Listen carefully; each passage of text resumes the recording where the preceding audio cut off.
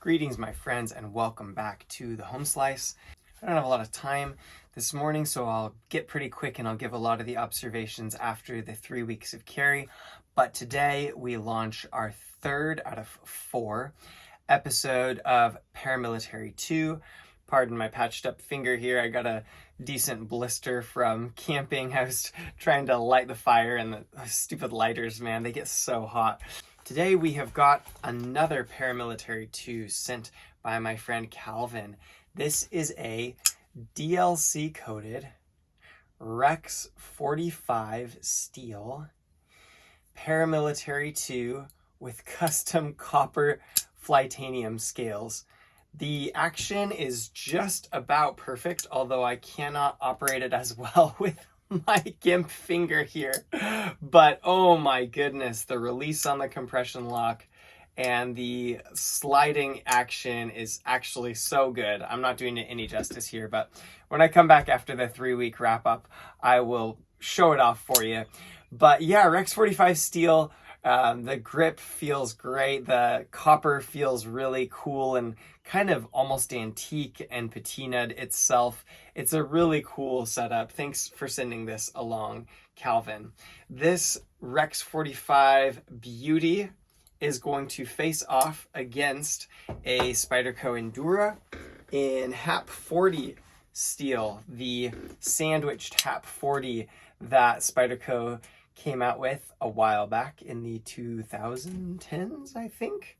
These two steels, very similar, HAP 40 and Rex 45. HAP 40, I believe, is made in Japan, and Rex 45 was made by the late Crucible Steels in New York State. And so it'll be really interesting to try two very similar steels in two very different designs. You've got your real slicey long work knife in the Endura without a forward grip. So all the grip is on the handle here in the Endura, versus the ParaMilitary 2, you've got your forward grip, a very, very fine point, versus this one has got that Salglesser sort of round to make it like maybe a little bit more of a user-friendly and slightly more durable point. But it doesn't quite look as sharp, I would say, as this ParaMilitary 2 tip. You've got sculpted ergonomics on the Endura, although these finger wells are either made for a really big hand or just to be really versatile. They don't really fall centered to any of my fingers if I grab them, and so I'm not sure how I'm gonna like that. We'll see. Salglesser has been known to blow my mind with his design skills, so it could just be something that when I get used to it, I'm like, oh, I totally get it. But I really like the narrow neck and the overall thin design on the Endura.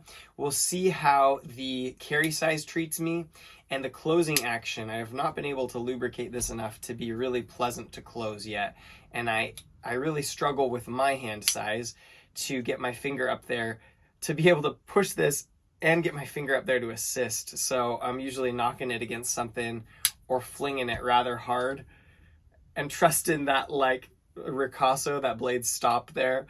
But I do overall like the edge shape, the blade shape, the edge length, the narrowness, and the ergonomics of an Endura. And I've never carried one before. This is my very first Endura. So just, this is a first glance. These are things that I'm noticing.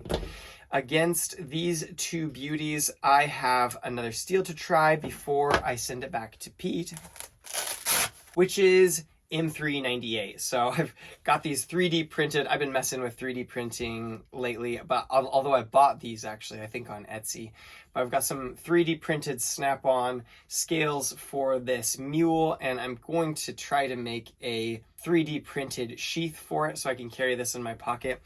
It's not really a fair competition in terms of this isn't made to EDC fixed blade and the steel is not similar, but I needed to put the M398 somewhere, and I thought, oh, it'll be an interesting comparison of like really full size folders against a really full sized fixed blade, and see how that stainless holds up against the Rex 45, see if it's comparable, see what's different about it. So I thought that'd be an interesting data point. These have all taken really beautiful edges. I can't wait to carry them, and I will give you my thoughts on which one is the best at the end of this video.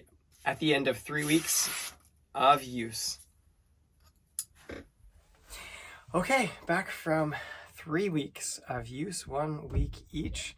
I am trying to fit in some filming in between the baby's 2 nap times out here in our little cabin. Tonight we've got to convert it into guest accommodation because we've got some family members coming to visit. We just had 2 friends come and visit for a total of almost a month, and don't have my table out, so I've got one of their moving boxes set up as a table here. So a bit unorthodox, but hey, what would you have come to expect from my channel if not some things that are a bit unorthodox about sharpening and experimentation?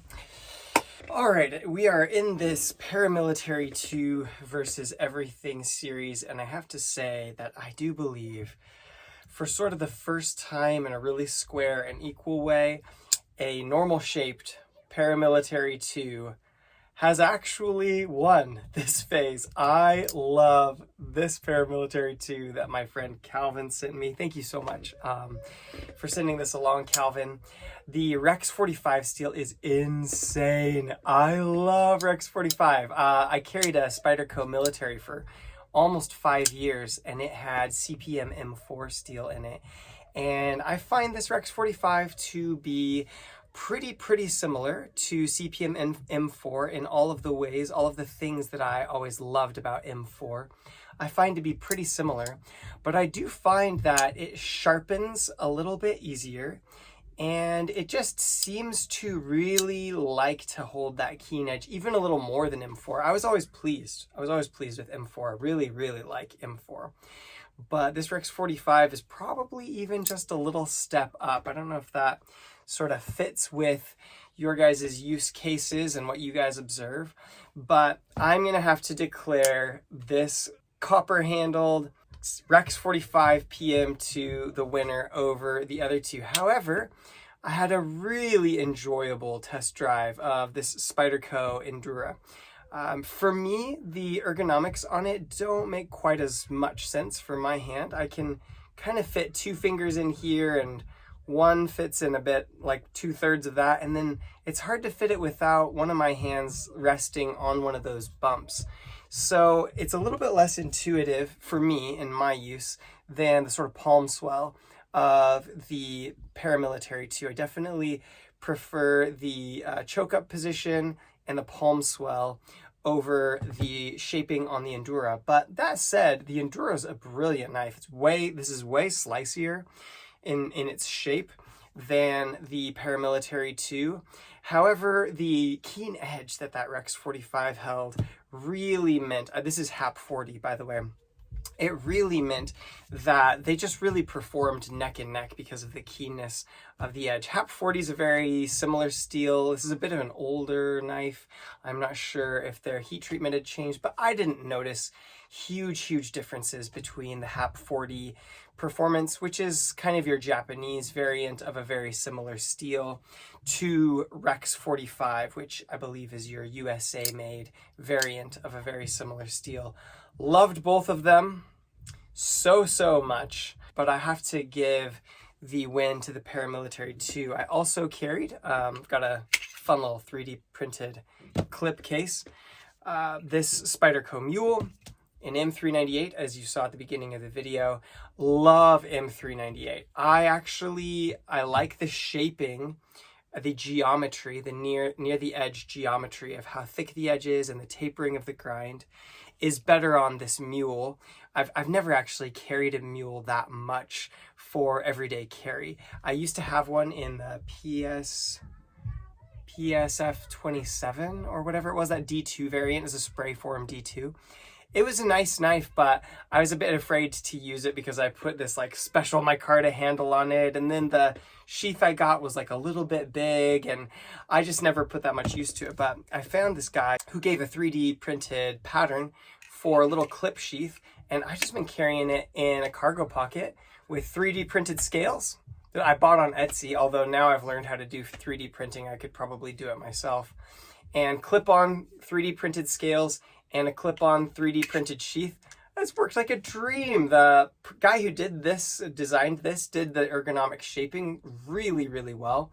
Very, very comfy. It's got a little bit, tiny bit of rattle because it's not super, super tight on the holes through, but I didn't mind at all. Like, it just has just the tiny, like, little, like, 1/4 of a millimeter of blade play. But I love M398. I think this is one of my favorite stainless steels that I have ever tried. It sort of strikes me as everything that I wanted S90V to be, but the sort of aggressive, grabby working edge that I wanted S90V to keep on the Manly Knives Wasp that I tried.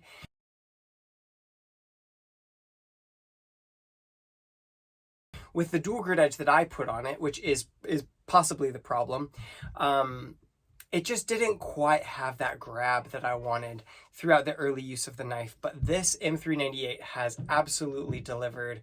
I really, really enjoy it. Haven't had any problems with toughness. It's done all the normal activities, lots of cardboard, lots of food prep. It's done a wonderful job. The thing that edges it out in terms of me choosing the ParaMilitary 2 over it is just the portability of a folding knife. I can only pack this in the 3D printed case when I have like cargo pants on or like chunky carpenter pants. And although it's winter and that works, it does sort of limit the convenience, and then getting it out and in is just a little bit of extra work when compared to the beauty of the compression lock on this bad boy and how easy it is to get it out and put it away. I think in terms of the steel, I like Rex45 better than M398, but they're very, very different steels. You got like high carbide volume, stainless steel with a lot of chrome in the carbides. At least that's my understanding of the M390 series, and I think M398 would be similar. Versus you've got like a tool steel with like mid carbide volume, I would say, and much higher toughness. And so I prefer the edge dynamics of Rex45, but to be honest, they're not so different that I would say it's miles ahead. And if I needed stainlessness, I would be likely to reach for this M398. Perhaps over a steel like M4 Rex45 or HAP 40. I really love the hand-filling ergonomics on the Mule. Sal Glesser did a wonderful job on this. I actually like that the thumb ramp isn't quite as extreme as on the ParaMilitary, but the ParaMilitary has this gradual climb that your thumb fits in really well there. I don't need the jimping to be as intense as it is on these ParaMilitary 2s. It does inspire a feeling of confidence, but I also feel like I'm losing quite a few skin cells at a very rapid rate if I do anything tough when I'm choked up on this, any tough work. So really like both of the ergonomics on these guys. The Endura is a beautiful knife, plenty of edge length, really enjoyed that. Very thin, really enjoyed that. I don't love to have tons of knives sticking out the end of my hand personally. That's just something, it feels a little bit like wasted space.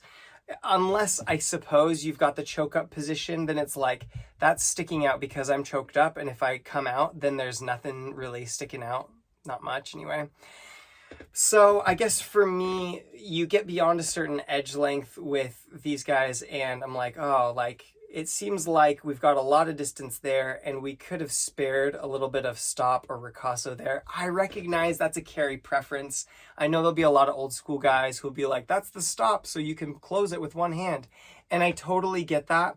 I personally would prefer a knife that closes with two hands and has a little bit of edge length, or better yet, you just shave about 1/4 inch off of both of these sides or 1/2 inch off of both of these sides, and you have a smaller carry size with the same amount of edge.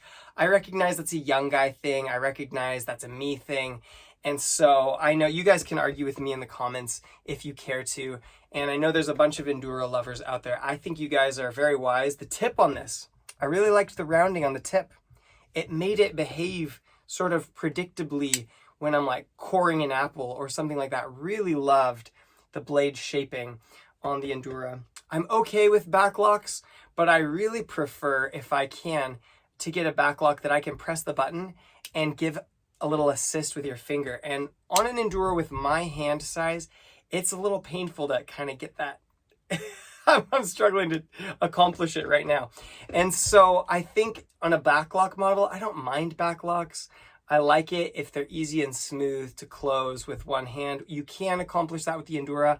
I don't love flicking an edge that I sharpened to a very keen level of sharpness toward my fingers. So I personally really prefer if you can push the backlock with one hand.